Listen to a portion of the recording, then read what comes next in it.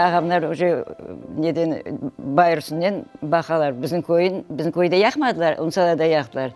Арауа қарт-құрт нелерін адамдарына итеп-итеп, в общем, ұяққа алып кетекенер.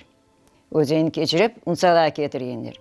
Епсін бір үйім ішіне топланыр, пенжерелеріне ағач обаланыр, тақ-тамақтар үстіп, қапыларына бензин сепкен яққанар.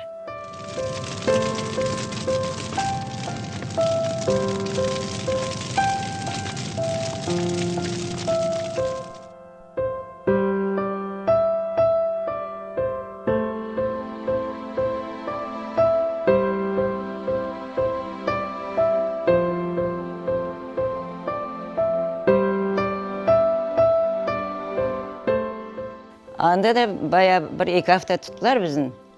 Ну, там страшное дело вообще, осылай айтқанда.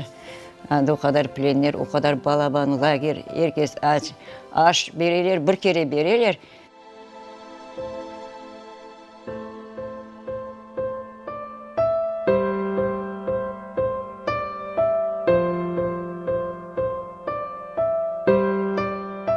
Сіздің адамдар Қырым халқы епсі көчіп кеттілер.